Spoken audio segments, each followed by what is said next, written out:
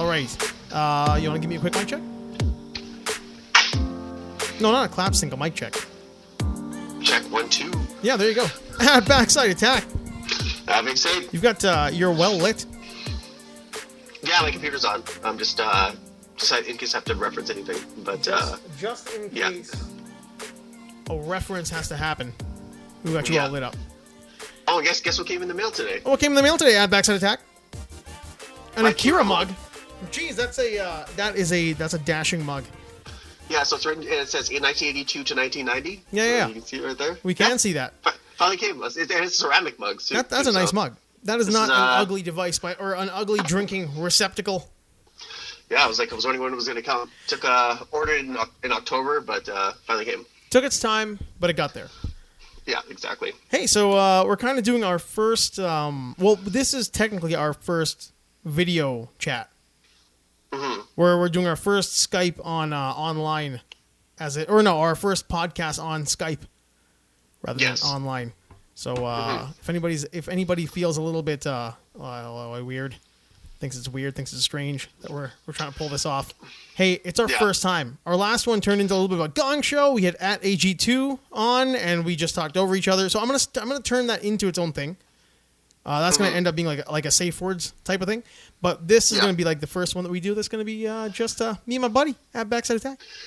Yep. I'm Candymaning you. I think I've said your name 3 times now. Yeah. You look like you're going to run the... what's the name of the ship on Aliens? Or on Alien? Oh, the Nostromo? The Nostromo? You're moving around. You're touching things. Yeah, you're clicking exactly. the keyboard. We're still like... 12 million miles away from Earth. We woke up. Mother woke us up too early. Yeah, it happened too quick. We don't know why. Yeah. Somebody's chest is gonna get all messed up. And the computer running in the background is like, it's like punching in numbers like a 70s computer. Well, it's a punch card computer. Yeah, Mother is Mother orders. I wonder why in like certain movies it's like one of those cool names I always had. Like it was Sneakers. Sneakers had Mother. I think that was what's his name's name? Dan Aykroyd's name, right? Yeah, that's right. The computer was Mother. Oh, Mother. Yeah. Those they must have like taken. They probably took a lot from Alien. Who took a lot? As I think actually a lot of movies take a lot from the video game industry has taken a lot from Alien and Aliens. Oh, huge amount. Huge. Hey, let me ask you a question. As I always do. Why do I always I do that? I do that too much, don't I? Hey, let me ask you a question. Do you think it's a little bit nuts that people are taking this much time off of work or getting upset about the amount of time they had to take off of work for Cyberpunk and it got delayed? Yeah. Speaking of video games. I think so, because like the game itself was promised like years. It was launched. It was actually announced 3 years ago. Yeah, if not more. Quite a while. And the thing is, there's also they just announced that there's going to be a 42 gigabyte day one. Oh no! Not even a patch. Like it's like you have to download that on day one, and then there's a patch after that. Oh my god, that is some like 2005 BS right there. Well, the thing is, what do you expect? The game is, if you want the game to be awesome, it needs all these things. So it needs a little bit of work. But that's a big one, man. Well, that's your entire. I mean, if you're on a PlayStation, that's like a fifth of your hard drive. That's like 2 games. Yeah, that's huge. Yeah, pretty much. So. Honest to God, man, I would much rather. I don't care. That's pretty much the only game I'm going to play anyway. So. Well, you have a good rig for it now. Yeah, I'm going to play it on my because I looked at the specs that you need. It says you have to have. It's recommended you have a 2060S, which is exactly what I have. So. Yeah. I'll play it on my computer. Well, at Backside Attack went deep and picked up a brand new rig this year. A pandemic beast that does pretty well. A pandemic beast, yeah. Yeah, it really was. Mm-hmm. It was like your pandemic savior. You learn how to edit on that thing. We talked about that last time. And now for gaming, you are good to go.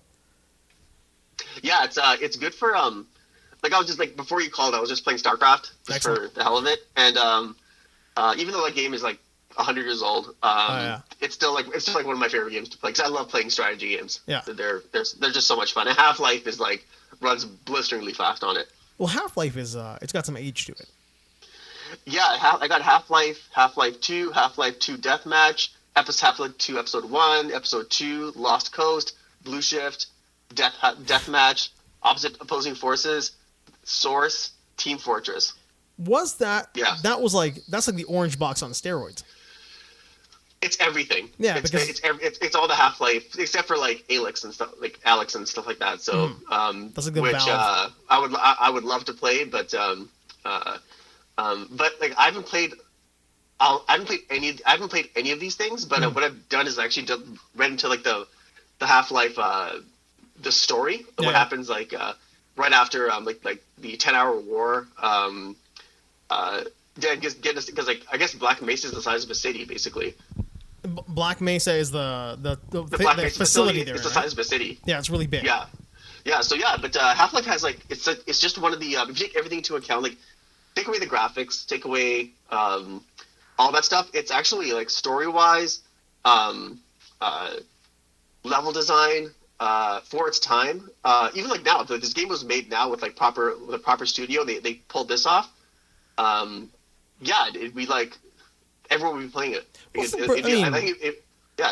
an amazing game. By today's standards, though, like when you think about that game compared to like Breath of the Wild or games that are on the Switch, I mean, they don't have the best looking games. They're really pretty, but as far as like pushing the boundaries of what a machine can do, but man, like you still play the hell out of those things. Yeah, it's that's one thing too. Is like I think there's games like I think I look at like Nintendo games as a look at 80s movies. Yeah. Because 80s movies, a lot of people say like why do you watch that movie over and over again or something like that, right? And I just say because it's fun. It's a fun movie. Exactly. Like those are fun movies to watch. Like 80s movies are fun. Like that's why when you watch a movie like they're just fun. They're just fun to watch. Nintendo games are fun to play. They're not like in your face like you have to like but there's quick time scenes everywhere and stuff like that. It's like they're just fun to play. So that's what it is. I mean, like even I was going a little bit because I went from The Witcher 3 to Breath of the Wild, and I was trying to play the Breath of the Wild like I played Witcher 3. Yeah, I was overthinking it way too much. I was putting all these strategy ideas in my head, like got to be this strong, do that, not do this and this that. I'm like, no man, you can literally just run and gun that game. And there are speed runs now where a guy's doing it in like 17 minutes, 35 minutes. We're underpowered, but he knows how to play it, and he just runs into the castle, and he just smashes everybody, and he's fine. No big deal. So you don't need to like put that much effort. No, I'm just saying you don't need to overthink like a Nintendo game. You're right. They're just fun. Just have a good time, enjoy it, play it how you want to play it, but you don't need to put that much effort into it. No, exactly. Like it's not like playing like The Witcher, right? Witcher's like or Grand Theft Auto, right? Like there's like that, I think that's why like Grand Theft Auto is good because you can make it fun or you can like slave away at the game. So that's a great point. There's a difference between the two. Yeah, so, you can grind and get the best weapons, the best helicopters. You can become Tony Montana, or you can just go in there and go in there and just beat up shoot people in crosswalk and punch hookers in the face. Exactly. So that's why like when I play video games, I like to have fun. I don't want to like there's the difference between like finishing a game and like going through the grind and then just having fun with it. Like like when I play StarCraft, I just sometimes I just put the cheats on and I just like to like send like two guys to destroy an entire like I just like to overwhelm like certain like it says like, okay, destroy this. You have to destroy this person's command center, right? So I'll just launch like 100 guys into one thing, and they just swarm like locusts. So basically, what you'll do is you'll send like your two badass Sith into a little town. Exactly. A little town of just like regular old civvies.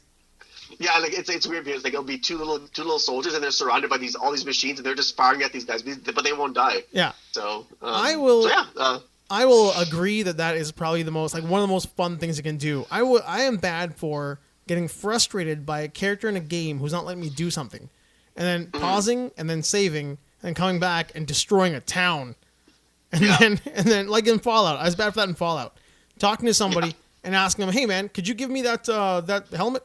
They're like, "No, you have to earn the helmet because you're a loser." I'm like, "Oh really?" Pause, save, come back, combat shotgun, heads being blown off, get all my frustration out, and then go back to my previous save. And ask him politely, and then do the mission.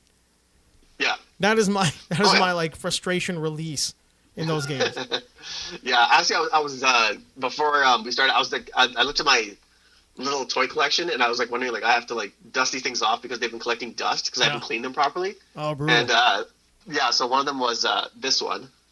Akira's bike. That is lovely. That's Canadia's bike. So I finally got Q-tip and I cleaned everything. Mm-hmm. And then there was where is it here? Oh, hopefully don't hit my phone. I love that it has all the stickers on it too. Yeah, it's and then there's. Oh, look at them! There's your Tetsuo. There's Tetsuo and he has a mutated arm too, but he also has the mechanical arm. Oh, you can take one off and put the other one on. Yeah, so here's the disgusting mechanical arm. The Groot. Oh, sorry, I guess the biomechanoid arm. Yeah, the one that grows back. Yeah. Yeah. So, but this one's good because you can use it as a stand, so he'll stand up properly. So this no one way. I have to lean him against something. So. Hey, you've gone all Tron on me. You went all blue there for a second. Everybody's getting an insight into at Backside Attack's house today. Yeah, it's and then I have my Edward Scissorhands Funko Pop thing, whatever, and then my Dracula's there too. So I cleaned him off. Speaking of fun '80s cool shit that kind of like popped up, did you happen to see that some dude deepfake remastered Tron Legacy? Yeah, I heard about that. Yeah, all of Jeff Bridges' head. Mm-hmm. It's really good, man. Yeah, that's true. That's a weird thing too, because I actually just watched the original Tron last night. Mm-hmm. The original. Well, yeah, because I just got Disney Plus because I wanted to watch Mandalorian. No. You corporate shit. And actually, so I watched Tron, and then afterwards, Disney Plus has the old Goofy cartoons. Oh, the ones from the late '90s, early 2000s. Yeah, I remember like Goofy Sports when he was like. The really old ones, the Goofy Wilhelm Scream ones. Yeah, the Wilhelm Scream ones. Yeah, when he's going down the ski hill and he screams. Those are excellent. And those are all on there. So I watched those, and then I tried watching one episode of that Real Housewives of Bollywood, and I turned it off after 5 minutes. You are a better man than me. No, 2 minutes. Sorry, 2 minutes. You got into the episode though. Oh yeah, I was like 2 minutes, and I was like, "This is so dumb. Why am I wasting my time with this?" All right, we're not gonna do a deep dive. We're gonna talk about it because we kind of mentioned it last time about the. I like how immediately okay, whatever. Yes. I don't want to talk about this thing. It's just no. I'm gonna bring it up here. Do you want to explain to people what it is? Okay, well, it's a Netflix show. I love the sound of a keyboard. Of Bollywood. Of Bolly. Excuse my chiclet. Your clicky. Your clicky keyboard. Yeah, this is So there's a guy in there. His name is Karan Johar. The guy. Is he like the main? Yeah. So he's trying to be the next Andy. He's trying to be the Indian Andy Cohen. Oh, okay. So he's the guy who runs the thing. Yeah. So because the Andy Cohen, he's the executive producer of Real Housewives, of the franchise Real Housewives, right? So they got this Indian guy who's trying to be the same thing. Well, Andy Cohen is the one who put the Kardashians on us and the Real Housewives. Like he's responsible for all that garbage TV. Yeah, it's okay, so following the premiere of the show, fans couldn't stop comparing to the Real Housewives franchise. Many fans felt that it was the Indian version of Bravo's hit show, although unlike Andy, Karen has made brief appearances on the show, so he's in the show. He puts himself in the show. Yeah, when he first dropped in, he invited the ladies for lunch. During the lunch, he began asking the wives some uncomfortable questions, which eventually led to a huge fight, which is actually in the trailer. He's a ringmaster. Between breaking out between Seema Khan, who the hell that is, and Bhavana Pandey. I know who these people are. Once he managed to get the messy drama to the surface, he made his exit. During his second appearance, he surprised ladies by landing at Doha, where they were all vacationing. He went to a rooftop, which turned out to be a helipad landing strip. There he was seated in the center, and the housewives sat on either side of him, which ended up giving a strong deja vu vibe of Real Housewives reunion. While at the reunion, so they said there's three similarities between the interaction between Karen and the wives and Real Housewives reunion hosted by Andy. And so, unfortunately for Karen, fans didn't love Fabulous Lives of Bollywood Wives as much as Real Housewives. So, in case Karen is planning on following Andy's footsteps and venturing into the Housewives' drama, then you might want to start off by roping in as much dramatic cast members with very interesting backstories and stir the pot a little more to get more drama into the show. It's so gross. Yeah, it's terrible. Like the show is like, even like Indian people, they hate it. Like they're of course they Indian people. Yeah, like there was I checked on reactions from like how like what do Indian people from India Yeah. think of this show, they're all negative. They're all like, this is a total waste of time. This is the for sure. stupidest thing I've ever seen. Because the one thing about Indians and like, you know, the way and only this year really has a dirty laundry started coming out. But when it comes to Indians and what we think about like our celebrities and when they act like crazy or wild or slapping people in the face, they don't want to see that. Yeah. They don't want to air the dirty laundry out for the world to see. And it happens like, on the streets of Mumbai. Yeah, for them that's yeah, exactly. They don't want like normal Indian people don't care about this stuff. No.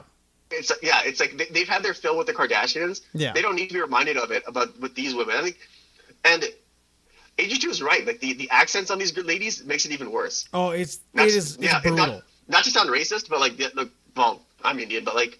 Yeah, no, but that's a cultural thing that we feel that we don't want to hear. Like we don't want to hear. No, go ahead. Yeah, I'd rather. Yeah, I'll say like I'd rather have it in like Hindi than have it in with broken English. 100%. Yeah, it's awful. Like it's like she'll be like, oh, Bhavna, she really gets my goat sometimes. Oh like, man, it's brutal.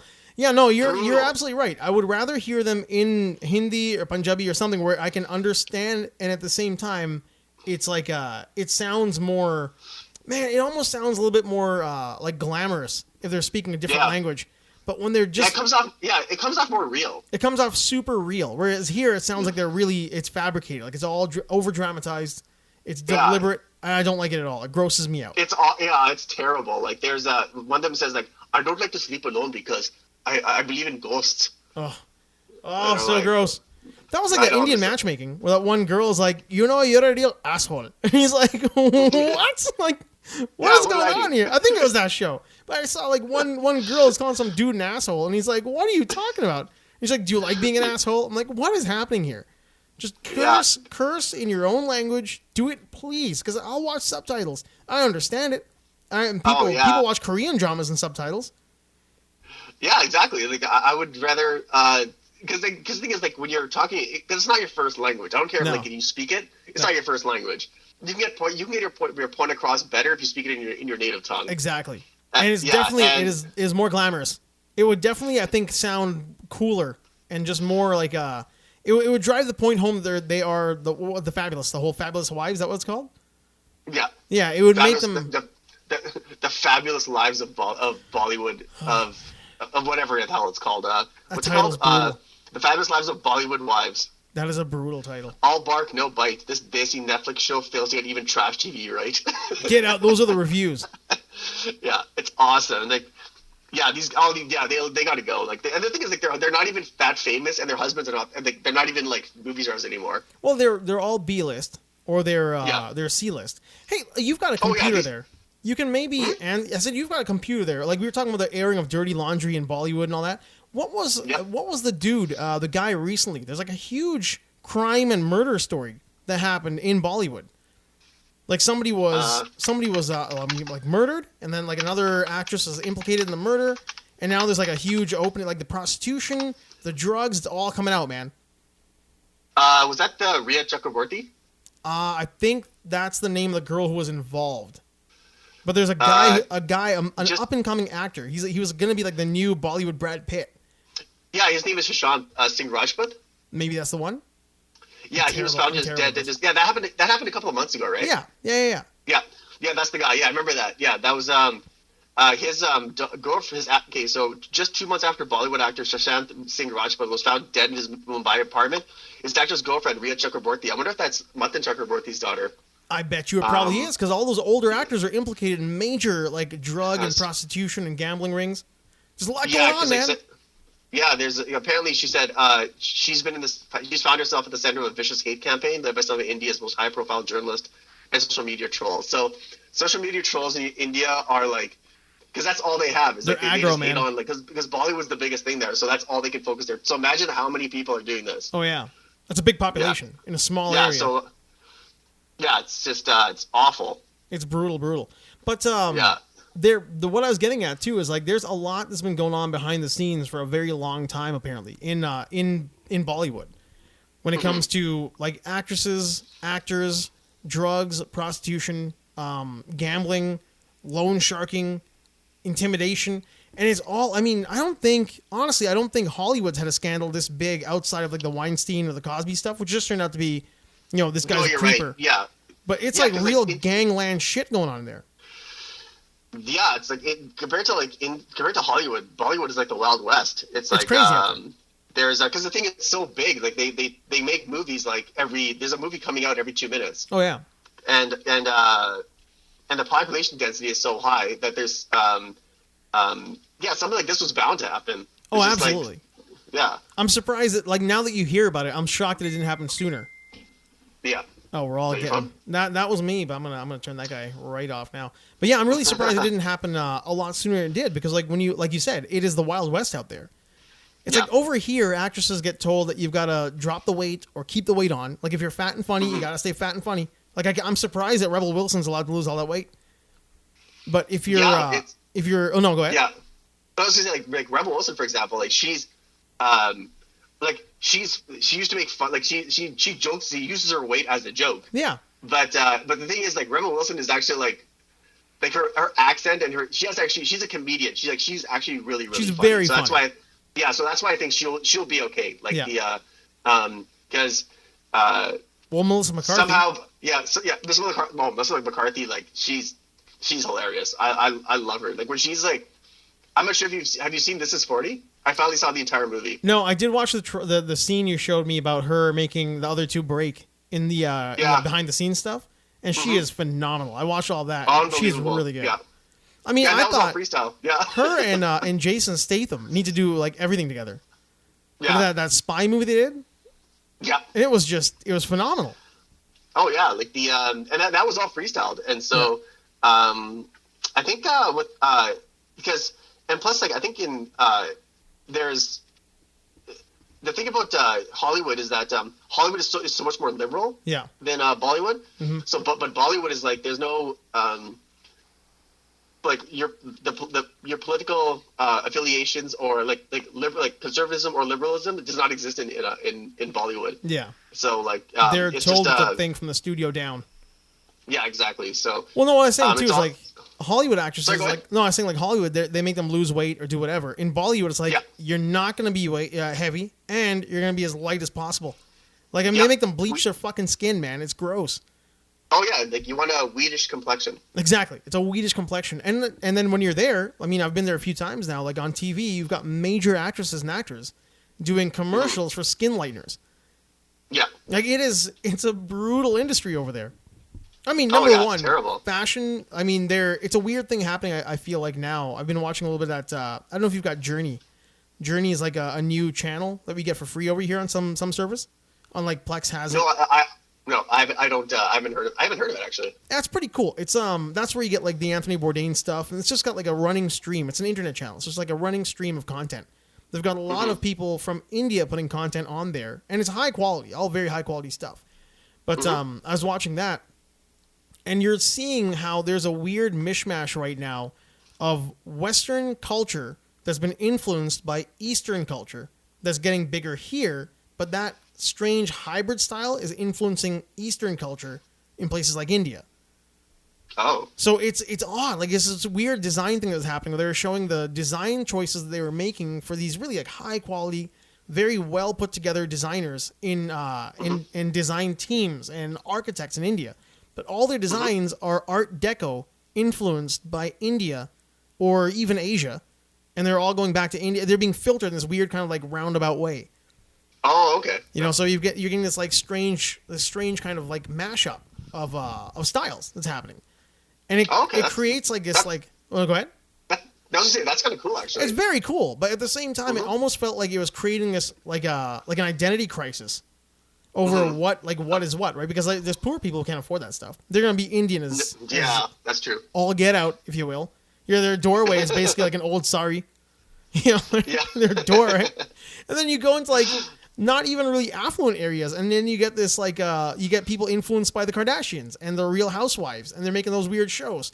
They've got a guy who wants to be like Andy Cohen, do all this weird crap, and the architecture is different, and they're getting this strange idea of what the rest of the world is like instead of finding their own identity. Yeah, you're right. That actually kind of reminds me of when Clarkson, May, and Hammond, when they left Top Gear. Yeah.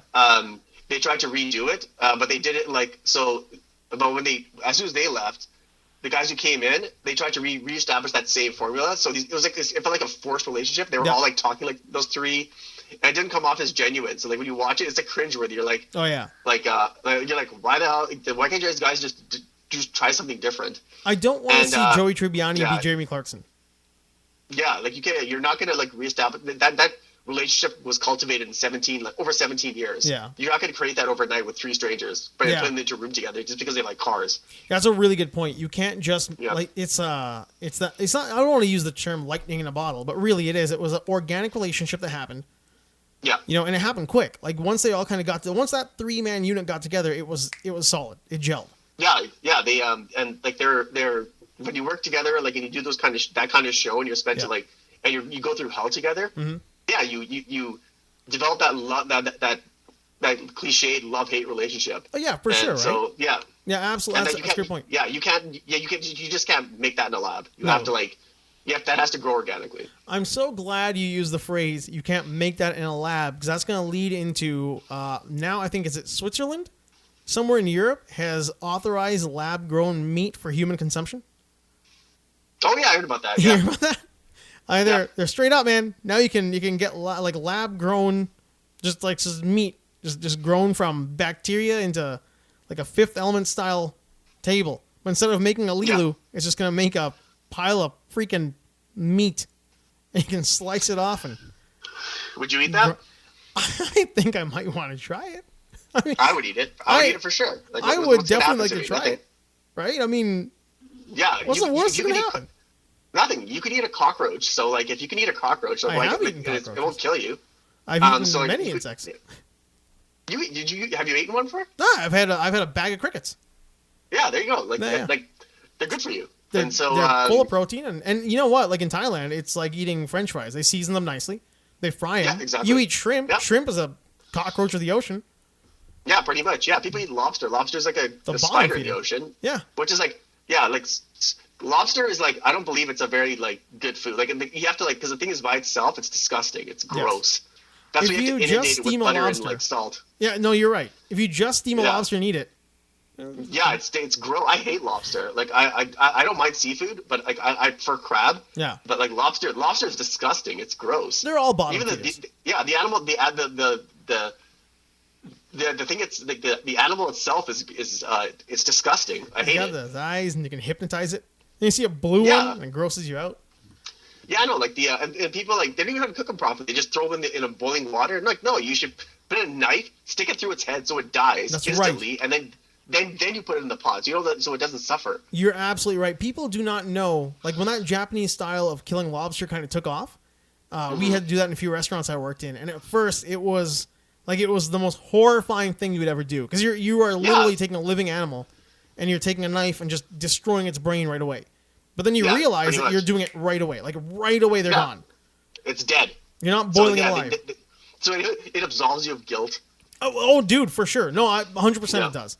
Because I've never hunted. Like I've gone out with people who were doing it and we were unsuccessful and whatever. Did you see a ghost? You looked around like I saw a ghost in there. Oh, no, I'm just checking my laundry. All right, I don't know. But I mean, we were, the idea behind hunting is that you try to make it as fast and painless for the animal as possible. Yeah. And then, you wouldn't boil a deer. Like, are you a psychopath? You wouldn't do that. You wouldn't take a rabbit. Well, I mean, unless you're Glenn Close. But you wouldn't take a rabbit and boil it in a bucket. Or in a pot of water. Yeah, exactly. It should be a one-shot kill. Yep, one-shot kill. If you're gonna hunt, yeah. If you're gonna hunt, you should attempt to be as painless as possible. And for a lobster, it's no different. It's alive, man. Knife in the head, finished. Finished, yeah. Just no. It should be no pain. It should be like if you're gonna shoot it, like if you're gonna hunt, which I don't agree with, but that's there's a discussion for another day. But like if you're gonna hunt, it should be a headshot. Kill it immediately. Absolutely, one shot, one kill. Yeah, exactly. So I don't. That's the thing. Like, and if you're gonna kill it, make sure you eat it. Oh yeah, for sure. Yeah, I don't want to see a trophy. Like my former boss had trophies in his office, and I told him right away. I was like, I think this is morally obtuse, and I think you're disgusting. Yeah, I don't like trophy hunting, man. I mean, I understand there are some places in Africa even that that require hunting because there are certain populations of animals that at one point were that are out of protected, control. that are out of control. But like, yeah, you're right. If you're gonna hunt, it should be for ethical reasons, or it should be because it's ethical and you're gonna eat all the meat. Yeah, exactly. Yeah. So that my boss, one thing, like he said, like, yeah, he goes, it's like I had to like take him to his house, and he has like a professional freezing unit, refrigeration unit, and he showed me, and he has like all vacuum sealed packages of all this different like deer meat and stuff like that. And I was like, okay, I'll give you that. Yeah, but don't chop its head off and put it in the office, man. That just you look like an idiot. Yeah, I don't know. I've never really been a big fan of the trophies. I mean, what are you getting from that other than like, you know, just essentially unzipping your pants and putting your dog and your bits out? Yeah, people see like, I don't know who you're trying to impress. This is what I've got. That's essentially my balls hanging on the wall. Yeah, pretty much. Yeah, I don't like that. I don't like that at all. In fact, it would be better if you took a cast of your balls and put them on the wall, and you're like, see that? Look at that. Nice, right? Oh yeah, like a lot of these guys have like small man syndrome. And for sure. They buy these big pickup trucks and they go hunting and but those guys are not doing that now. So. They're not. Back to the meat there, because I mean, I don't know, I'm kind of fascinated. I'm fascinated by a lot of stuff, but the meat thing is really a big one with me. Like, I mean, it's ethical because it doesn't come from anywhere outside of like a lab. It's made safely. Are you looking it up? That'd be good if you are, because I mean, that's like the gift that we have as you with a computer right now. Yeah, it's safe. It's ethical. It's not going to be like disease laden. And if it is, I mean, you're not going to get things like E. coli unless you do something to it. You know, you don't wash your hands probably after you wipe. Yeah, that's true. And plus, like the lab grown meat is like because like raising because there's actually because like producing meat is actually really, really expensive, not just from like land point of view, but also it's resource heavy and water consumption is like a huge thing. That's why I kind of switched to like different milk, because when I used to drink almond milk, like I read to like because one of my cousins owns an almond farm, and then I was like, okay, I was doing research on like how much water does it take to actually produce one carton of almond milk. Almond milk, not the water content of the milk, but how much does it cost to like how much water does it use? Well, you're talking about to grow the almonds, to produce and process. How much water do you need to grow like the almonds that are in the almond milk? And it's astounding. It's a lot. So like, yeah, it's a lot. So I switched to oat milk because it's I was like, you know what? I switched to Earth's Own milk instead of Silk, and so then I started doing more online research because it's Canadian too, and yeah, it's crazy how much, and plus like, how much water is used to like produce the meat that we eat, because I think what is it? They're going to say there's going to be a 70% increase of meat consumption in the next year or so. Oh wow! So lab-grown chicken will soon be available in restaurants.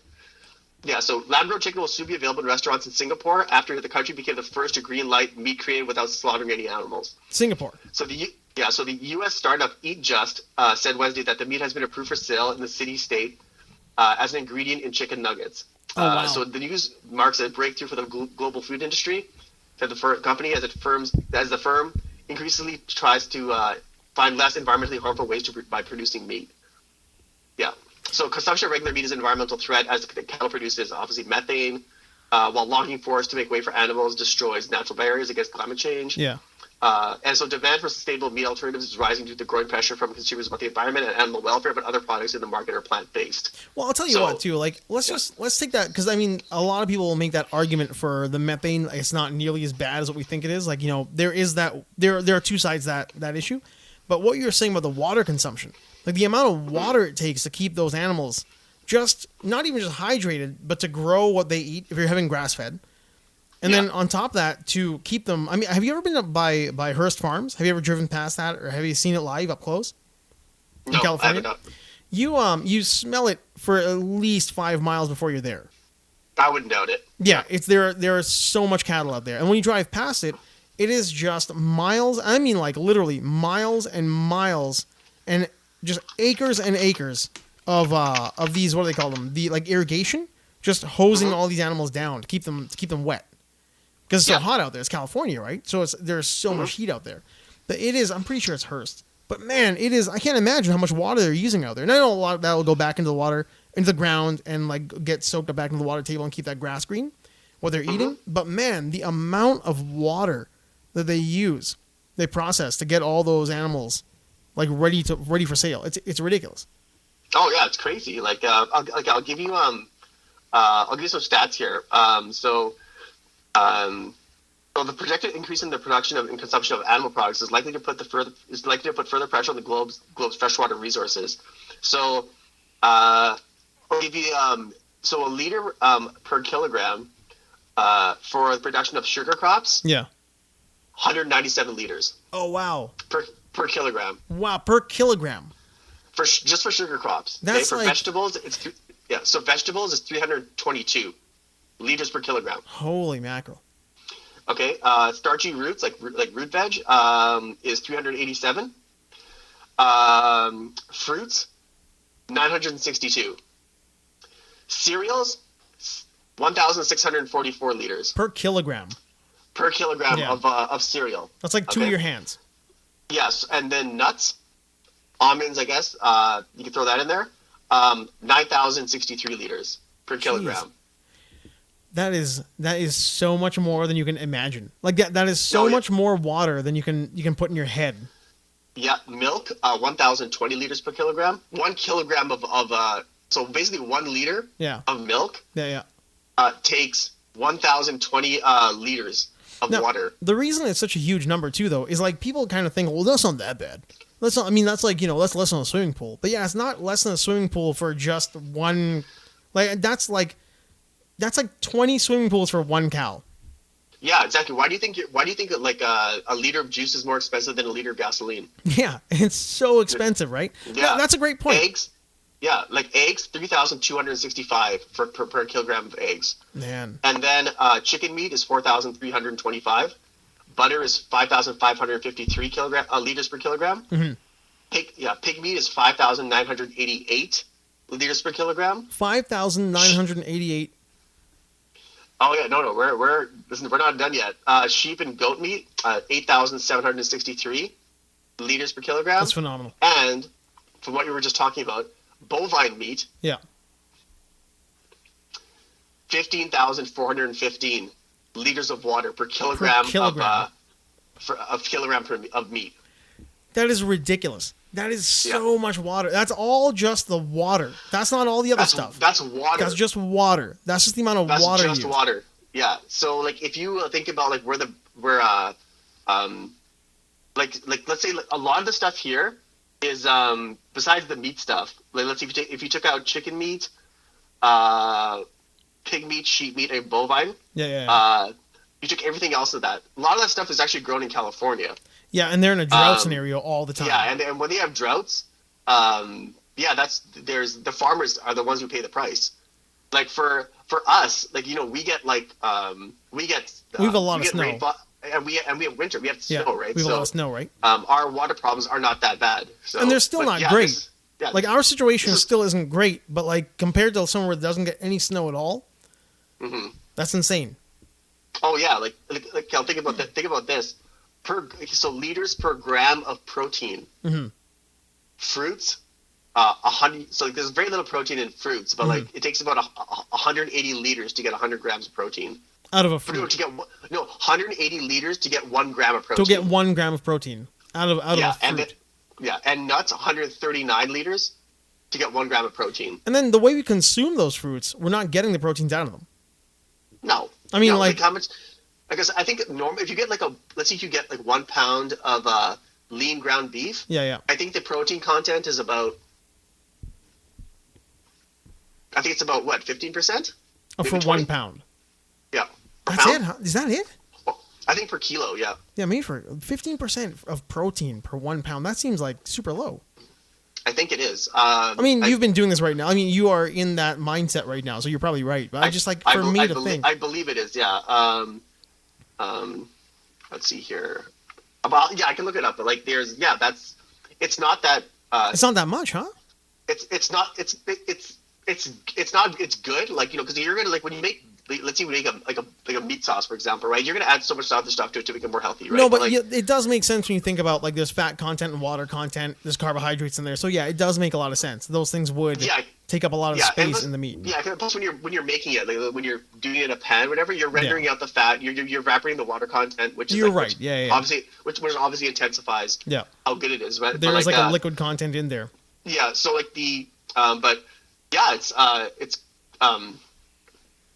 it's crazy how much how what goes into the final package, and you'll be like, okay, what was you get that 1 pound of lean ground beef, and you're like, okay, what went into making that? It's God. If you look at the iceberg at the bottom, you're just looking at the tip of it. When you look down, it just it's crazy.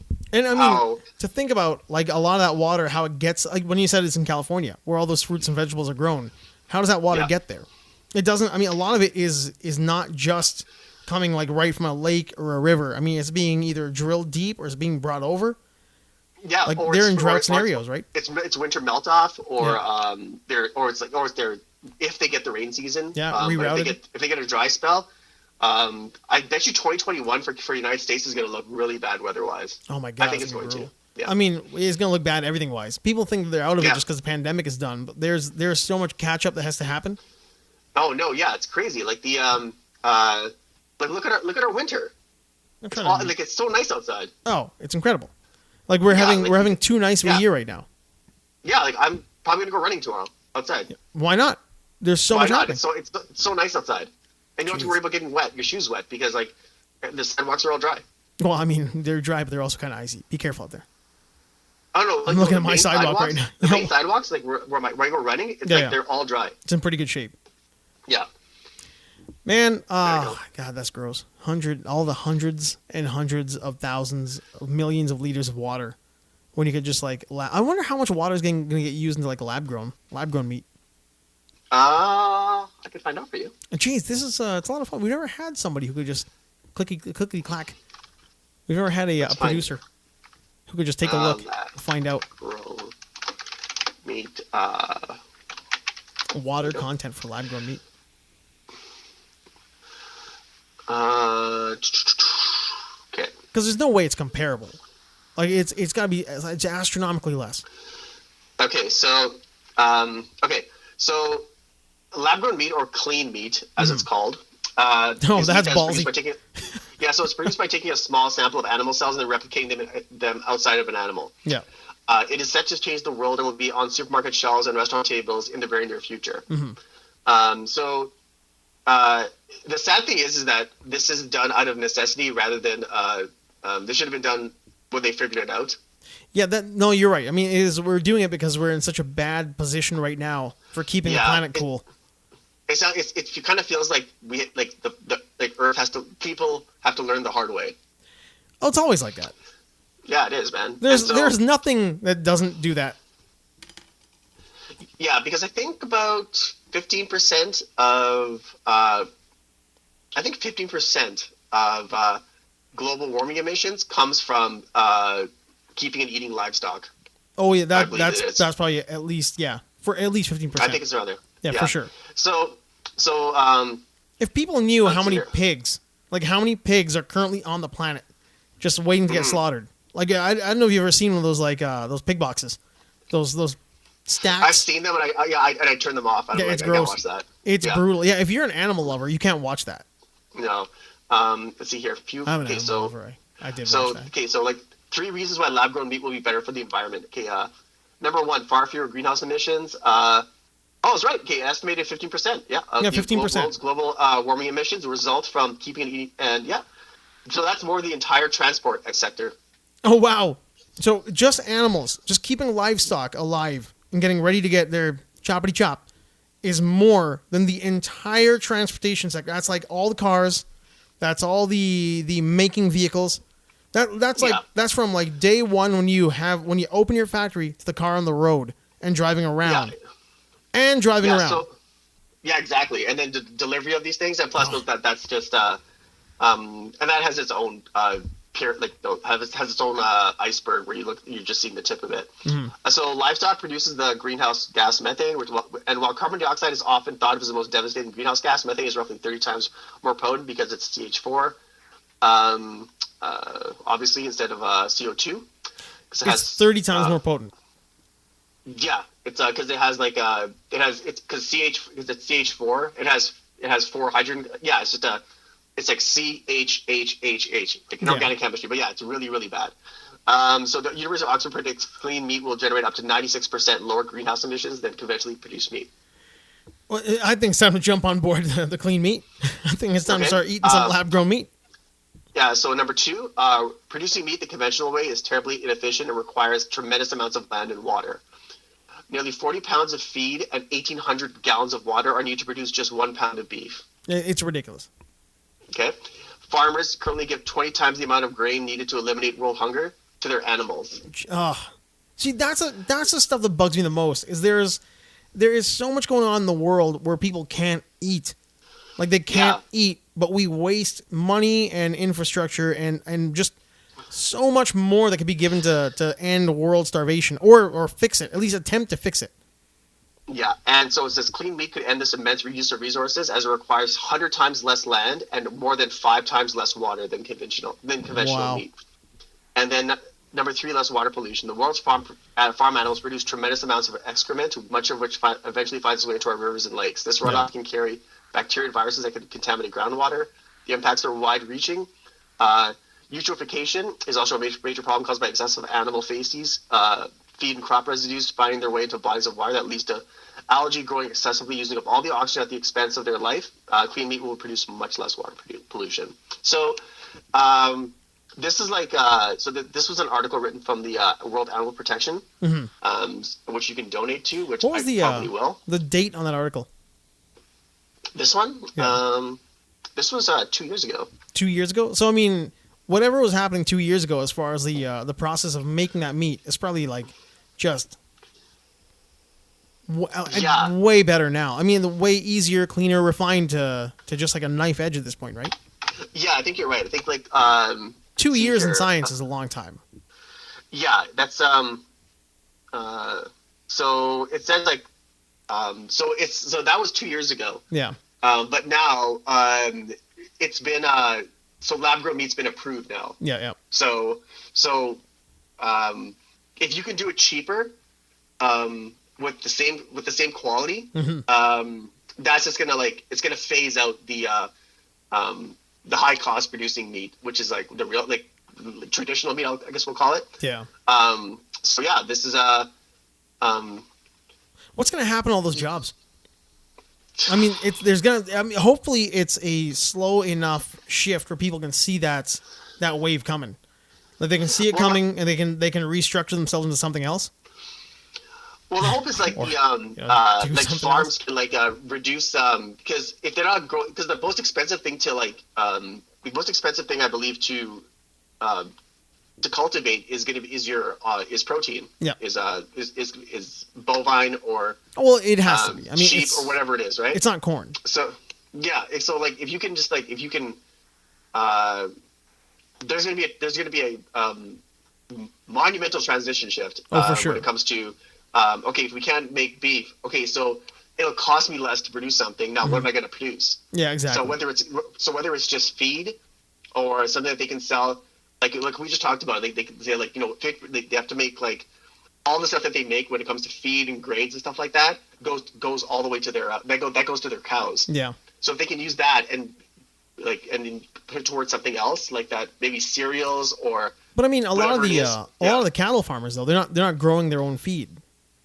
Yeah, I don't think they do. Yeah, maybe they'll have to. I mean, if they can, who knows, right? It's gonna be a devastating mental shift for a lot of these people. I think a lot of people are so stuck in their ways, and they've been doing it for such a long time. Forget stuck in their ways; they're generationally bonded to what they're doing, right?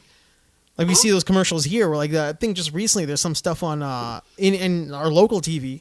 We see some kids my daddy was a cattle farmer, and my mama and papa and great grandpappy, and I am too. It's like, well, I mean, they're born into it. There's nothing else for them to know how to do. You're totally right. I think I think I'm gonna keep an eye on this because it's definitely interesting. God, it is. I know, like smart guy podcast actually, today. yeah, I have like a lean ground beef, one kilo of it in my fridge. I have to make it. Yeah. But well, you have to make it because you are on a pretty intense workout regimen right now. Vic, I'm so like I'm in so much pain. This guy calls me today and says I wanted to brush my teeth, but I couldn't lift my arms. Yeah, it was when I woke up, like my hand was like this. It was like shaking like this. I couldn't even like put cereal in my mouth. I was like, it makes me so happy. Yeah, I was like, oh god, I was in so much pain. It's brutal. It's been a little while since you've done this kind of workout. And that many just pure strength training, like with weights. Mm-hmm.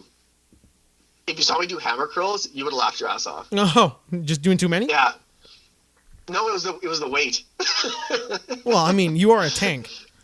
Because you have to put like when you're my cousin always tells me like he says to make sure my form is correct. Yeah.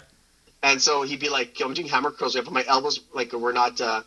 I always make sure my elbows are in. Like I know the form, but most of the exercises they do, like he says, okay, just make sure you do. He's like, nope, you're doing it this. You're doing it wrong. Just make sure you do it this way, right? Which is totally fine. Yeah. No, he's been doing it a long time. Yeah. So when I was doing hammer curls, I started off with what was it? I think it was like I just picked up 15-pound weights. And There's nothing wrong with that. I was like, yeah. So I was like, okay. So I tried those. I couldn't even lift them up. Okay. So I was like, okay, let's go down. Well, I mean, with proper form, you were having a hard time like keeping your form. Yeah, I couldn't even lift them up. And then I was like, okay, so then I dropped down to 12.5. Couldn't lift them up. Went down to 10. Couldn't lift them up. Get out of town, buddy. Went down to 7.5. Couldn't lift them up. Went down to 5. I could do it easily. But I mean, okay, now that is because you are being constricted to doing things properly. Like he is making sure that you're doing everything right. No, yeah, it wasn't like it wasn't disheartening. No. Or there's nothing wrong with that. Yeah, dude, as long as you're doing it. Oh yeah, like I just like I said, I love the process. Yeah. And then like we were doing when you bend over into that there's kind of a stand and has a cushion which is like this. Mm-hmm. And what you do is you bend your arms over like this and then you do curls like you do curls with the pull-up bar like this. The preacher curls. And yeah, that's the hardest arm exercise I do. Yeah, it's tough. I just had a 25-pound curling bar. Yep. And I was leaned over like this. I was just lifting it like this. I did like 3 sets of like maybe like 2 sets of 6 and 1 set of 4. That's and I just could not lift it up anymore. No, that's fine, man. Because so slowly but surely. People, I think like a lot of times, and not you, because I mean you're doing it and you work out, so you have an understanding of it. But a lot of people hear that and they get this idea in their heads like, oh, that's dumb. It's like, well, no, it's not, because like proper form and building your like little stabilizers and all the little muscles that you don't use, that don't do anything because you just don't do those exercises. You can't those muscles have to be worked out. Like you gotta work them, man. I haven't worked those muscles out in a year. Oh, for sure. So so there was so just getting back into it was again like tomorrow I have to get up at 6 because like we're meeting at 8. You're doing it early. And, 8 a.m. workout tomorrow. It's gonna be I love it. Like it's great. But then like eating more. I eat like I'm eating like an animal now. So for sure. But your appetite's gonna be through the roof. The good thing is like so Wednesdays I take my Wednesdays off and I just go for a run. I'm just going for a run. That's good. But every other day, so Tuesdays and Thursdays at Orange Theory, then every day besides Wednesday is at the gym. That's pretty awesome. That's that's really good. I love hearing about people really like working out and getting into better shape and taking care of themselves. There was like a study I think that came out today that was talking about and this bums me out because it feels like this won't even be in this is too much for some people. But it was 11 minutes of exercise. How they're talking about how 11 minutes is all you need of good, strong, nonstop, pick up the weights, do whatever you're doing, and just hammer it out for 11 minutes. Like just bust your ass for 11 minutes a day. Explode for 11 minutes. Yes, and that's all you need. But I mean, then I thought about how like a year ago or 2 years ago, that one doctor was like, hey, just a brisk, stiff, hard walk for 30 minutes is all you need. Now we're down to 11, and that's too much for some people. Some people still just want to take that pill and be like, I want to do 11 seconds, and I want to take a pill, I want to wash it back, and I want to be friggin' jacked, and I want to be able to lift a car. It's like it doesn't work. Like you said, you've got to trust the process and stick to it. You start with 15 pounds and you just keep on going. Yeah, like the thing is, like you want to take a pill for the rest of your life. Oh, they do, man. Oh yeah, for sure they do. There are so many gross people out there. You're a slave to a chemical. Yeah. Like you just I'm by no means someone who should talk to anyone about like hardcore workouts, because I'm still like I'm not a gym rat. Like I'm just, hopefully this is the start of it. But but you started. Yeah. Yeah, but like you're never going to replace hard work, working out, because we go for about an hour and 15 minutes every day, and it's quick. Like once you get in there, we do not stop until we're thrown out of there. That's awesome. And it's totally safe. They wipe down everything. It's a slotted time that you have to book, and it's great. The facilities are top notch. Where have you been training? Like Orange Theory, obviously. I go to Terwilliger because I meet my cousin there. The rec center. But Terwilliger Rec Center. So it's good to get out. It's good to get out to the west side. And it's good to have a workout partner. Motivation is always good. If you're one of those guys who can work out alone, there's nothing wrong with that. Like that's great. I like to work out alone, but having somebody to work out with, there are certain times when you're by yourself where you might decide, I put in the time, I'm good. But then when you see somebody else really crushing it on the same thing you're doing, it's their set and you're spotting them and they're not giving up, that makes you want to do a little bit more. I mean, you clearly want to push a little bit harder. Yeah, like I think with some people it's like when you know what you're doing, and then when you're with someone who's like doesn't really know what they're doing, like me for example, I think that's good for that person, because they're 100%. Like, you know what, I have someone like I can motivate. It feels, because you feel like, for lack of a better term, you're like a trainer. Yeah. And so like it's like, you know what, that puts you in a position of like, you know what, I know what I'm doing. So it gives you comfort. You're like, you know what, I know I'm pointing, I see the faults, which means I know I'm doing something right. Exactly. Yeah. Oh, absolutely. Like we always say, holding pads makes you a better fighter. Yeah. There you go. I mean, just always hitting the pad, or hitting a bag, or just sparring on one side is good. But, holding the pads and trying to make somebody else better, or helping somebody else along with their form, will make you a better fighter. Oh yeah. And the best part, and also like the icing on the cake, is that we get to see each other. Yeah, that's great too. Which I haven't seen. I haven't seen him since like October, and so like when we saw each other, it was like we were just happy to see each other. We gave each other a hug. I'm like, man, I'm like, we missed each other. We said it without saying it, but like I just felt like, like, oh man, I haven't seen him in so long. It was great to see, but like there's nothing but hard work ahead now. Yeah. No, that's great, man. Those are two real nice benefits to it. Number one, you get some really good hard work in, because you're getting somebody who knows what he's doing, and he's showing you the way to get yourself back into shape. And number two, the benefit of seeing somebody, it feeds you emotionally. This is like a person that you care about. It's your cousin. You guys grew up together. You don't get to see them for like an extended window, and it's like, what a bummer, man. Like, it's a huge bummer. It sucks. Yeah, it totally sucks. It totally sucks. So as soon as I... No, go ahead. Sorry, what you were saying? No, I was saying I don't think I realized how much it sucked until we just kind of like reconnected with a couple of old friends, just kind of out of the blue, like guys who you kind of know, and we'll talk more about it later on, because they might get to come join us.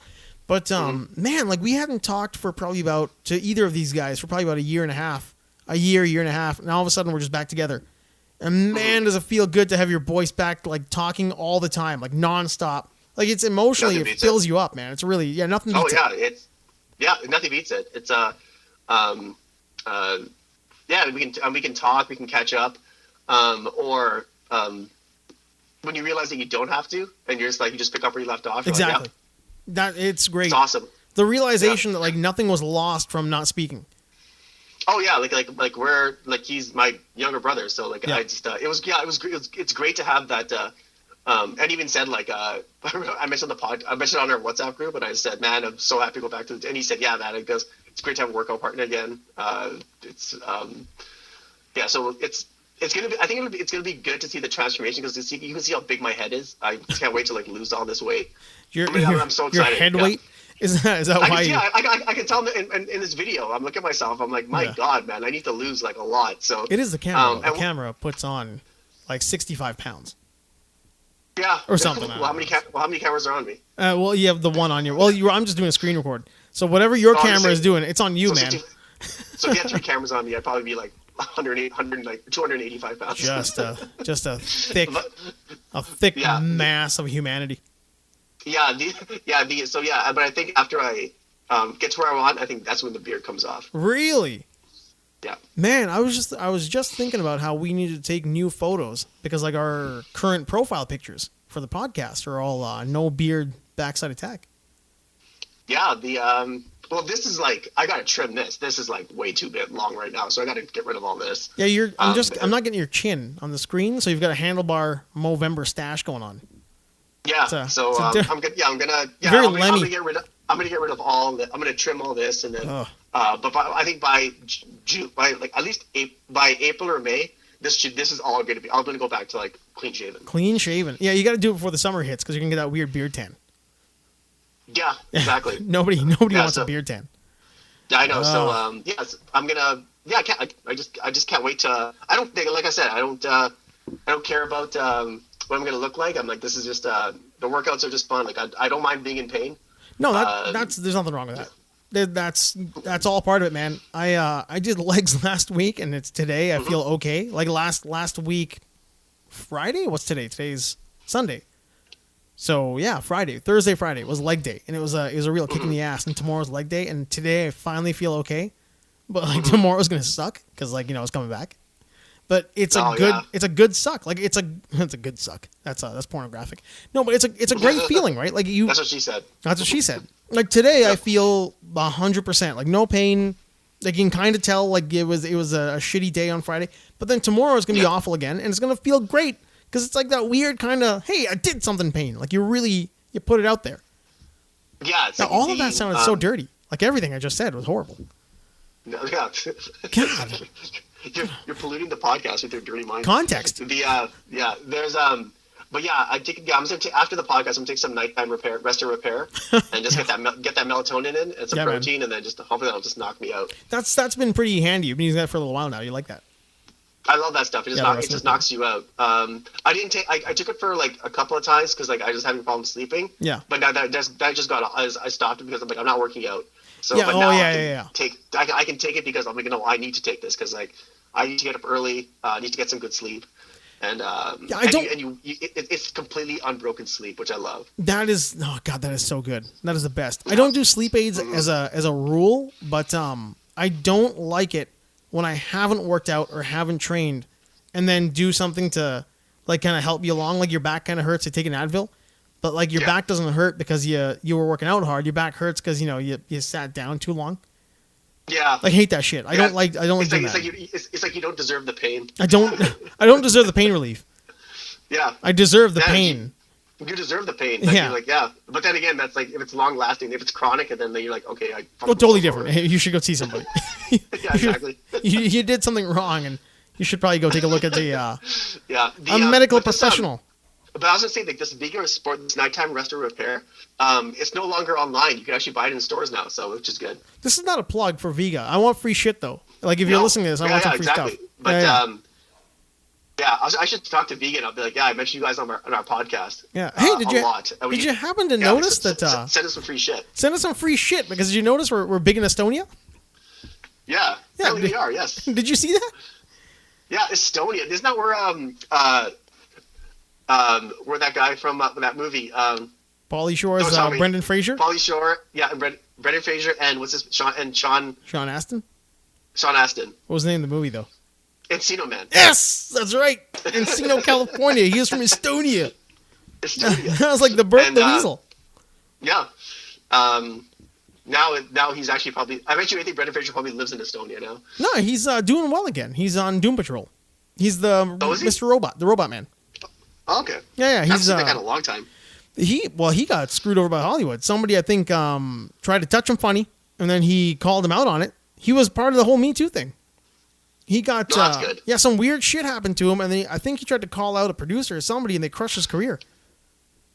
Yeah, because he seemed like a really nice guy. Brendan Fraser he seemed like the Hollywood guy who was your goofy friend who suddenly got really famous because he's also a pretty boy.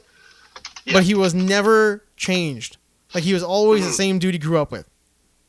Yeah. Yeah, he didn't let Hollywood get to his head. He didn't become like a big-time movie star. He's, hey, it's Brendan. Brendan's coming to town. Let's party with Brendan. Go have some beers with Brendan. But yeah, this I started taking this Canadian protein stuff. Yeah, you've been on that for a while. You like it, huh? I like it. It's good. Also not a plug, but if you want to give us free shit, I will take it. Yeah, there's because they have workout equipment. They have everything on this thing. But the brand is called Canadian Protein. Yeah, the brand. Yeah, they sell adjustable dumbbells, hex dumbbells, kettlebells. What's it called?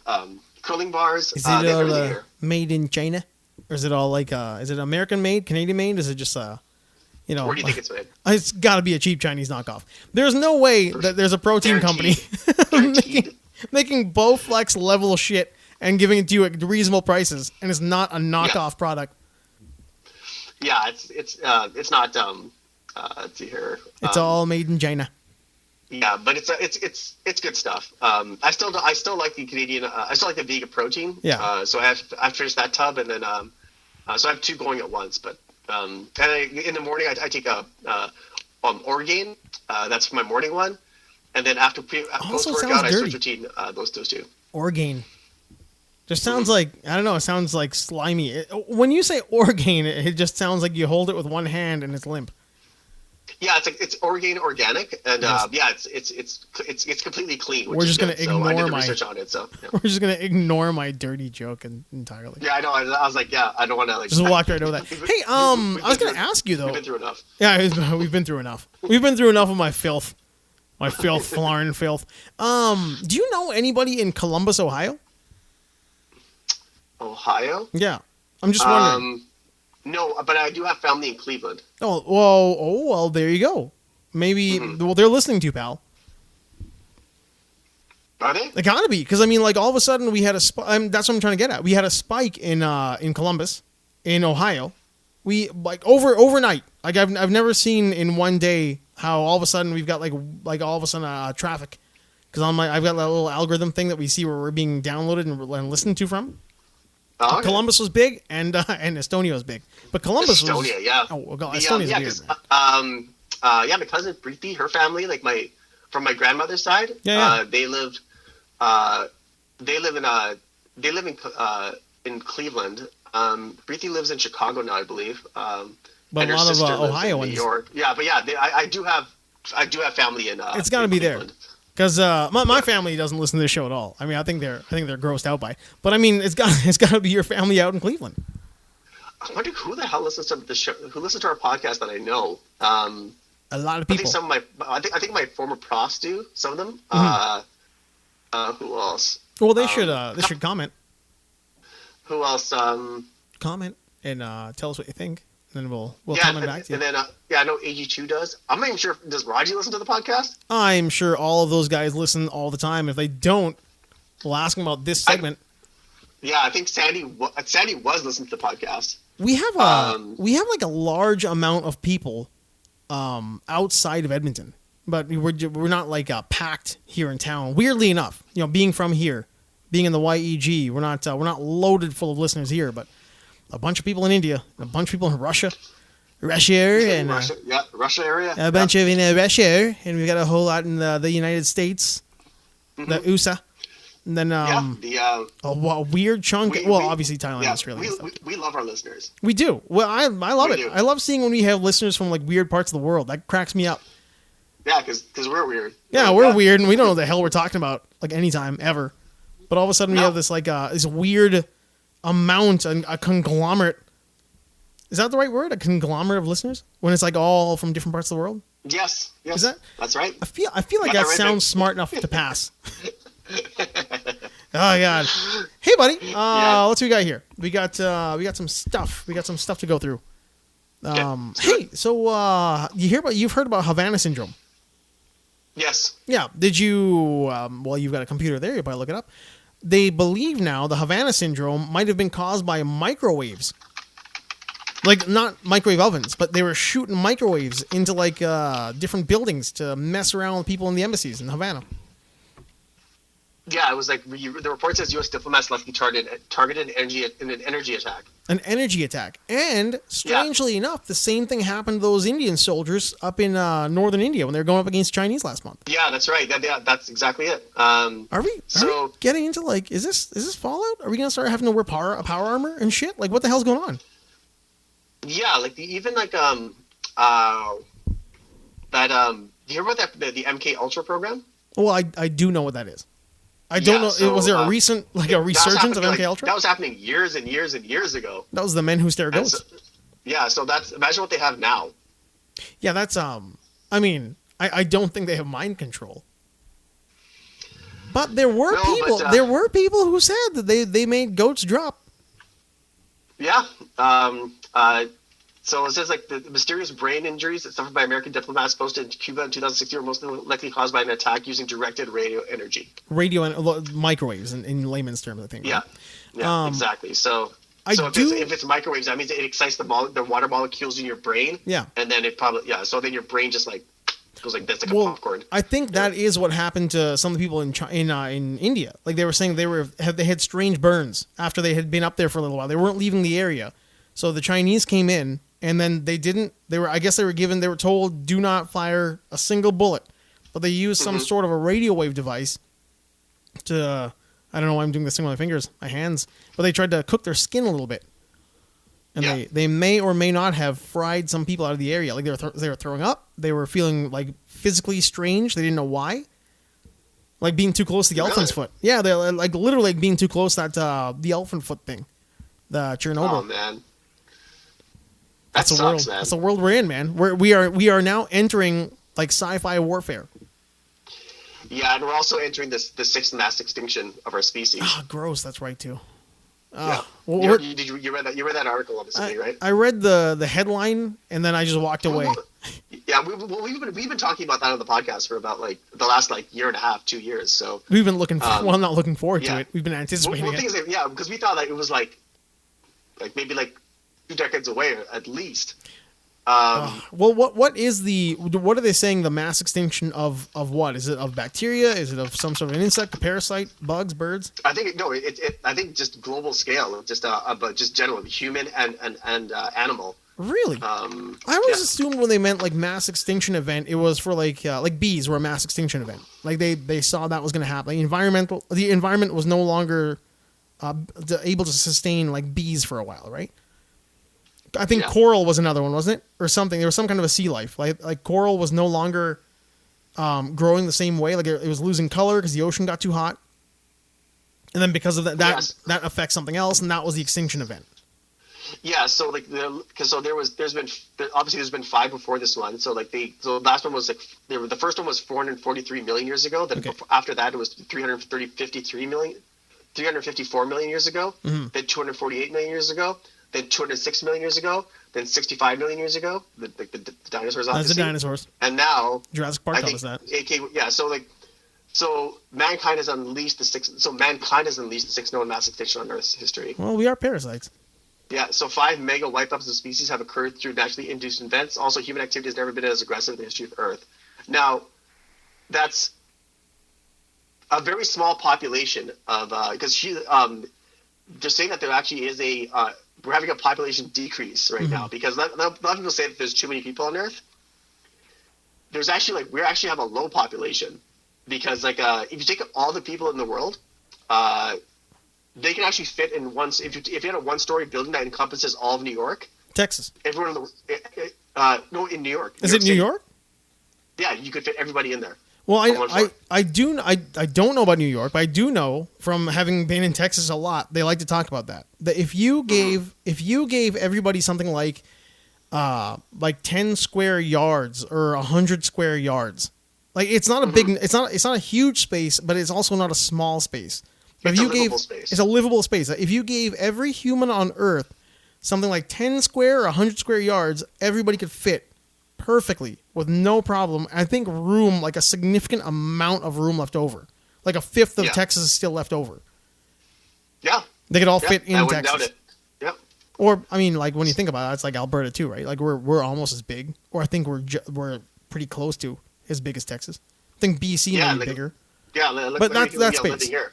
Say again. And we have less people living here because everyone has people have COVID. They're not protecting themselves, so people are just dying off like left and right. Now, go ahead and not wear a mask and contribute to the population decrease. Go ahead. Yeah, exactly. If that's your deal, tattoo it on your forehead. Anti-mask, anti-vax, anti-science, flat Earth. Anti-science. Yeah, that's what you should do. All because they can't be bothered. They can't be bothered. Be inconvenienced for a little bit. So what their argument is so batshit too, because they talk about their freedoms and all this crap and whatever, but nobody. Well, obviously, those people who are arguing will not look globally and look what happens like in Asia whenever somebody gets a cough. Like one person gets a cough anywhere in Asia and he's wearing a mask, no questions asked, because the courtesy mindset, right? I don't want to get somebody else sick, so maybe I won't be a douchebag. I'll put on a mask. I'll walk around. No, yeah, it's courtesy versus self-entitlement. Exactly. It's terrible. Like so like even that Manitoba premier, I know he's like the least, he's the second least, or he's the least popular premier in Canada. But you see his news conference? Yeah, he's pretty adamant that people are being stupid. Yeah, he said like he goes, I'll take responsibility because I'm the one who's telling you that there's not going to be a Christmas. He's like, and he almost broke down in tears. Yeah, he was. He's the more square-headed fellow there, right? He was talking about how there will be no Christmas this year. Yeah, and he said, so I kind of felt bad for him, but at least he was real. I'll give him that. Yeah. So I'll read you this. So I'm going to read you this. The most abrupt extinction came at the end of the Cretaceous, some 65 million years ago. Mm-hmm. A comet or asteroid slapped into, whatever. An estimated 76% of the species died, including the dinosaurs. The authors admitted to weakness in the study. They acknowledge that the fossil record is far from complete. Also, that mammals provide an imperfect benchmark of Earth's biodiversity, and they need to work further to confirm the suspicions. Mm-hmm. But they described their estimates as conservative and warned a large-scale extinction would have an impact on a timescale beyond human imagining. Recovery of biodiversity will not occur on any time frame meaningful to people. So is there room for hope? Evolution of new species typically takes at least hundreds of thousands of years, and recovery from mass extinction episodes probably occurs on timescales encompassing millions of years. Oh, God. So even so, they stress there is room for hope. So far, only 1% to 2% of all species have gone extinct in the groups that we can look at clearly. So by those numbers, it looks like we are not far down the road to extinction. We still have a lot of Earth's species to save. Even so, it's very important to devote resources and legislation towards species conservation if we don't want the species whose activity caused a sixth mass extinction. So I think that's kind of why it's important, not the fact that to save human civilization, like when you want to go to Mars, or even go into like Earth orbit, is that you want to retain all the data that we've encompassed. So that's why it's good to get out there, just to preserve everything, just in case something bad happens on Earth. Well, I mean, that's such a okay. That's gross, but you're right. You're absolutely. I mean, you have to have that library. What was it, the Alexandria? Like you've got to have that out there because there's. Yeah, it's kind of like an insurance policy. It's like a time capsule. It's the Superman Codex. It's whatever you want to call it, but it's basically it's a codex. Yeah, it's it's a codex. It's our life on Earth in a time capsule, so you know what's going on, and that's what like a generation ship or like a near Earth orbit colony would be, which is like just sci-fi scary, but also like it's true. But I mean, I think it's looking like a necessity. That's what it is. It's some form or fashion, yeah. But I think the problem too, like what with humans in general, like us, and then like the groups out there who think about like Mars, like the layman kind of term thing, right? You've got this idea of you've got a mass extinction event. Like, what's it going to kill? Is it going to kill people? No. Well, it might kill bacteria or sea life or whatever. But those things all are part of the process that keeps us alive on Earth, right? I mean, when you've got like maggots on an arm to clean up all the bacteria and shit from that it serves a purpose. It keeps that person alive for a small amount of time. Those things are keeping us alive. So if they're gone, it's going to become harder. Like if bees are gone, it's going to be just 10, 20, 30, 100,000 times harder for us to be eating at the same rate, food at the same rate that we're getting now. Like they pollinate everything, right? So if they're gone, we're in trouble. And then the idiots out there are like, well, we're scientific. We'll just clone more bees. But if the planet's temperature is 3 degrees hotter, to where like once you clone those bees and put them out there, they can't live on the planet anymore because it's too goddamn hot. Then what? It's like we're always going to be in this like circle jerk of, well, we'll just figure it out when we get there. It's like, how about we just figure it out now and we never get there? Yeah, I know. That's the thing. Like that ties into living the hard way. Yeah, we do everything the hard way, man.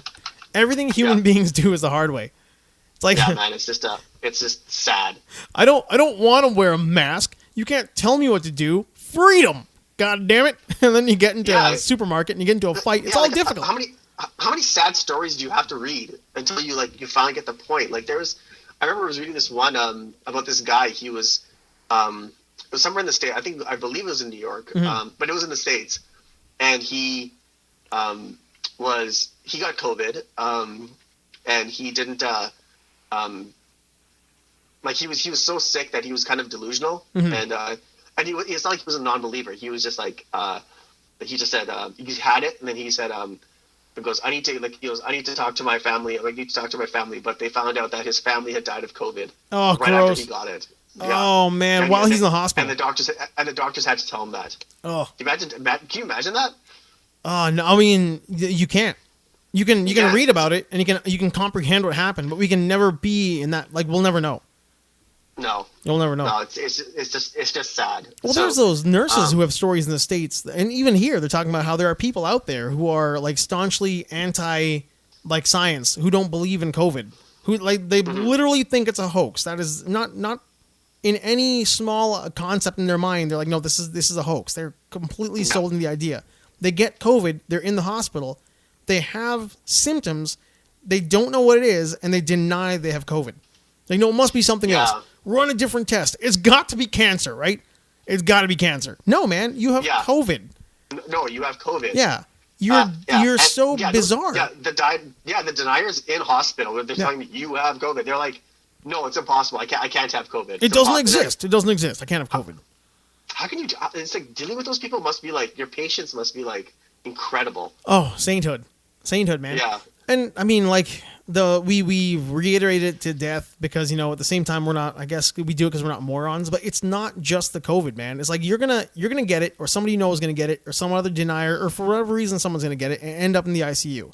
There's gonna be too many people in the ICU with COVID, and then a car accident's gonna happen, and some kid who got sidelined or T-boned by some other driver is going to need an ICU bed, and he won't have it because there's too many COVID patients in there. Like that's the problem. Or people who are just like through no fault of their own got it. Yep. And they're in there, and then you're a denier. Then you got sick because you're an idiot, and then you're taking it like sorry, buddy, but you had your chance. It's been this disease has been in the country for like the whole year, and you still didn't believe in it. So. Sorry. Head in the sand, man.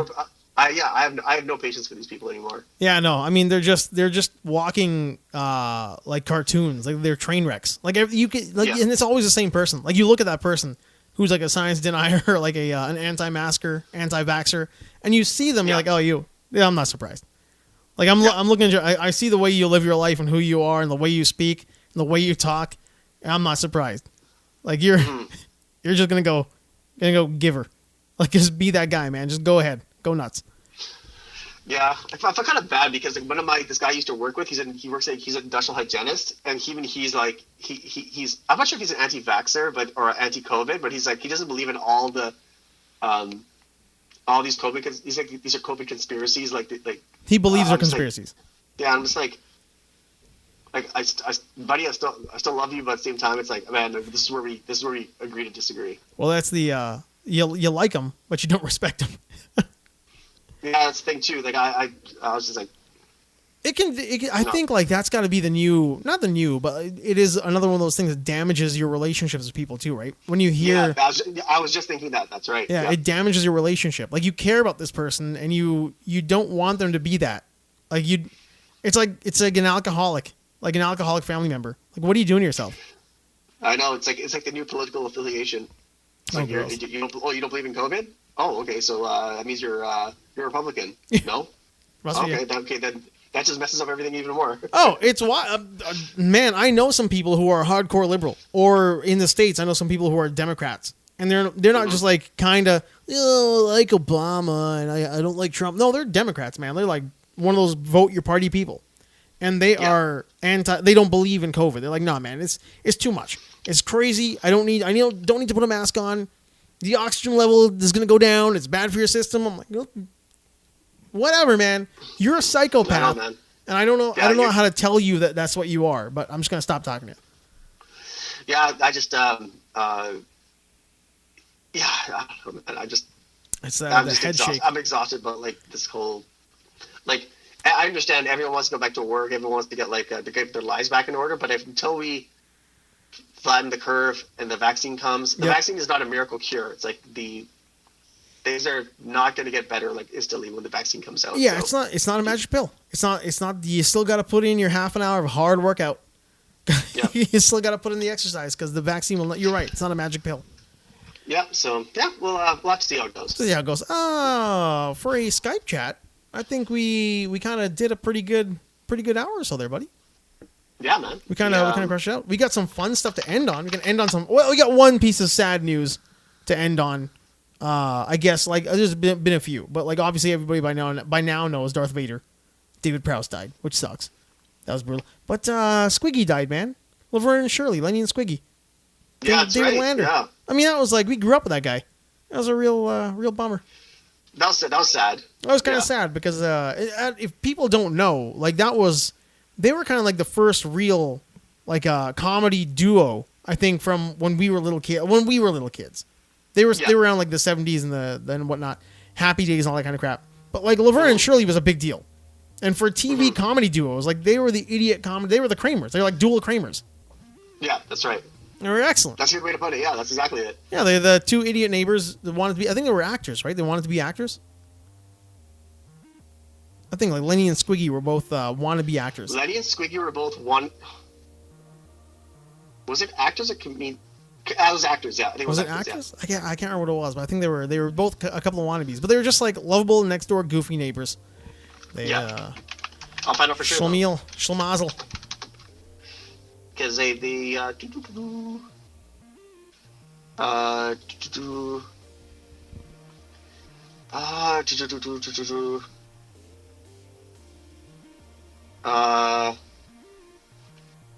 oh, he's. Let's see here. It was either Your eyes are moving so fast. You're reading so much so quick. I feel like who was the guy in the Matrix who would like see through? Was it Mouse? They want to be in. Okay, let's see here. We're showing two imaginary actors supposedly played Lenny and Swiggy. They meet Small Talk and sang "Creature Without a Head." There's also an album recorded by Lenny and the Squigtones. Oh, the Creature Without a Head. Forgot about that. Yeah. He put his head in his shirt. Oh. Yeah. So it was. I forgot that. What's it called? Michael McKean was on that show. Lenny. Michael McKean was Lenny. Yeah. Yeah, he was. He was on SNL for a long time. That's right. This is Spinal. He was in Spinal Tap. Yeah, and he was also he was on an episode of Curb. Yeah, he was just one. He was the director that no one wanted to work with because I guess he directed one episode of Seinfeld and it wasn't very good. Didn't work out. And he was begging. He told Larry to like ask Richard for a directing job. He was great. Michael McKean is still really good. He did all those. He's awesome. Yeah, he's done all those like what's it called, The Best in Show. He does all those movies. Yeah. Yeah, he's been in a bunch of those. Michael McKean's really good. But that was the sad news. Hey, in funny news, to walk away from all the sad shit, did you see Rudy Giuliani wipe his face with all of his snot?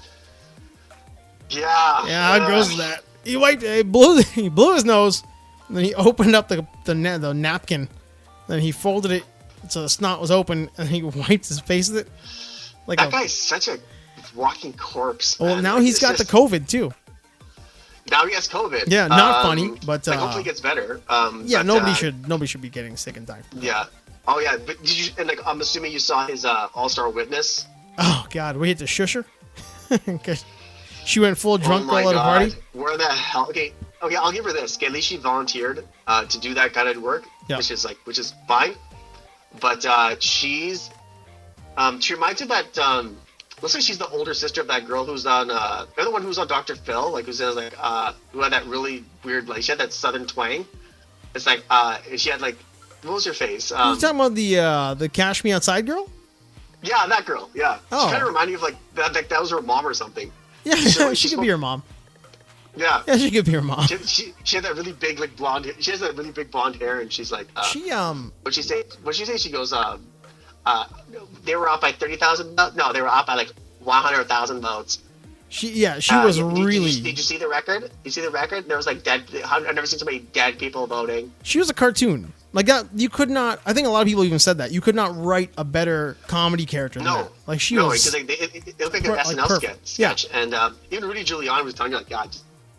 Well, he reached over. Tone it down. Yeah, he's like, tone it down a little bit. You can't talk. Because like, those people were very patient with her, but she was like, like there was 100,000 that were, I think over 100,000. Well, then did you see like after that they had that one brown lady who was talking about how like all Chinese people look alike? She's everybody thinks all Indian people look alike. I think all Chinese people look alike. It's like, oh my god, you train wreck. Train wreck. Stop. Unbelievable. Yeah, I couldn't. Just her accent was hilarious. There was 100,000 votes that were probably over 100,000. So gross. Did you look at the record? You didn't look at the record. I did. It was, 100,000, over 100,000. Well, it's that's what I think. Yeah, so that's facts. We're like 2 months away. So so when do I get my first job in the Trump White House? Oh, you're not? Yeah, exactly. So can I get a record deal? He's gonna rob as many people as he can for all the money that he can by pretending to run in 2024, and he's gonna go try to pay off that $400 million, and then he's gonna fight as many lawsuits as they can throw at him. And that's why he's being a grifter right now. So for all that money that people are donating, it's like apparently you donate a certain amount of money, and then that money will go to the legal fees. Yes. But you have to donate up until, and they're very transparent about this, but people still fall for it. Oh, okay. Look, here's the thing. Before, I know the music's playing, and we're gonna end it real quick and all that kind of crap. But that guy, he's a con man. You can say what you want about him being a racist. Maybe he is, maybe he isn't. But he does things that are clearly pandering to a racist base. You can say what you want about him being a shitty politician, all that stuff. But what sets him apart as a millionaire or a rich person compared to like Steve Jobs and all the other people he only does things to build up his name. And the way he does that is by using other people's money to build shitty buildings. Just like every other con man, slum job, real estate agent out there. That's what he does. Mm-hmm. So he's just going back to that and doing the same con man shit now. And he's going to take as much money as he can. And he knows that his supporters have a large base of suckers. There's a bunch of suckers in there. And he's going to suck their money out. And he's going to pay off his legal fees. He's going to run and hide. Yep. Oh, yeah. He's proved that old cliche right, that there's a sucker born every second. Oh yeah, it's every second now. You got 7 billion. They're just throwing their money at him, and they're like, I didn't know how bad it was until I saw those pathetic people praying at the Nevada at the ballot offices, and I'm like, this is sad. It's pretty gross. You people are like, and I had no pity. I was like, I hope you people are like. I don't want you people to die. No. But